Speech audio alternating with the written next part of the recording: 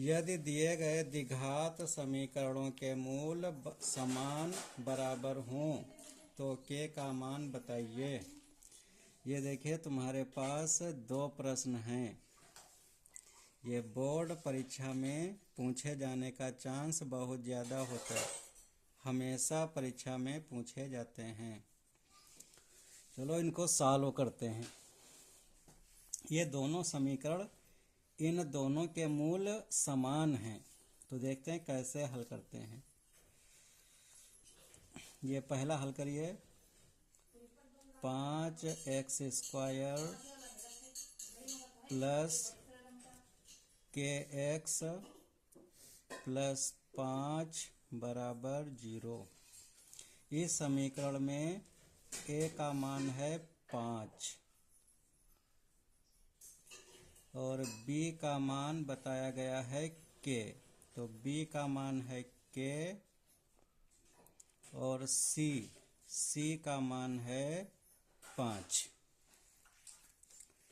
इसमें बता रहे हैं कि जो मूल हैं वो समान हैं, तो इसके लिए तुम्हें एक सूत्र याद करना है और सूत्र है b² माइनस 4ac बराबर 0। ये सूत्र तुमको याद कर लेना है और इसको प्रयोग करना है। जहाँ पे लिखा हो मूल बराबर या समान है तो इस सूत्र को ही प्रयोग करना है। चलो इसको हल करते हैं। k का मान निकालते हैं। b² b का मान है k, तो यहाँ पे हो जाएगा k² माइनस 4 गुणे a का मान है 5 गुणे c का मान है 5 बराबर 0। ये k² और माइनस 4 पंचे 20, 20 पंचे 100 बराबर 0। तो k² ये 100 माइनस का है, बराबर के इधर आ जाएगा तो हो जाएगा प्लस का 100।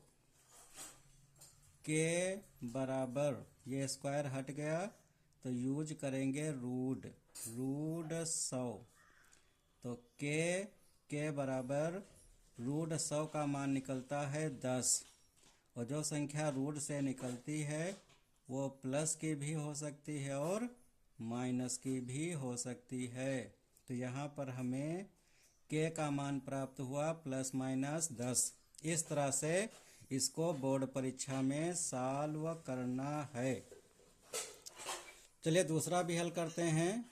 दूसरा तुम्हारे पास समीकरण है kx² माइनस 16x प्लस 64 बराबर 0।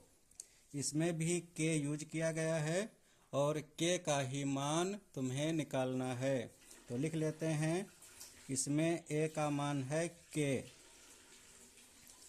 और b का मान है माइनस 16 और c का मान है 64।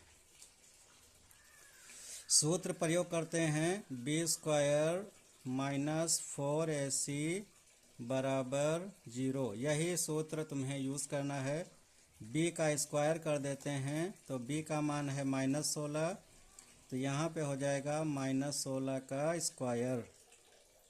ये माइनस 4 गुणे a का मान है k, तो लिखते हैं k और गुणे c का मान है 64, तो लिखा 64 और बराबर 0। माइनस 16 का स्क्वायर करेंगे तो माइनस का हो जाएगा प्लस, और 16 का स्क्वायर 16 को 16 से गुणा करिए तो हो जाएगा 256 और माइनस 4 गुणे k गुणे 64, तो ये हो जाएगा 64 चक्कू 256 और k बराबर 0।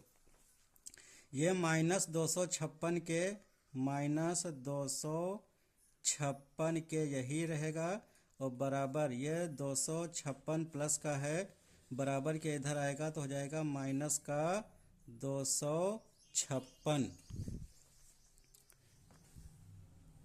ये माइनस माइनस कैंसिल हो गया, तो k बराबर ये 256 और 256 ये गुणे में है के, तो बराबर के इधर आएगा तो बटे में आएगा 256।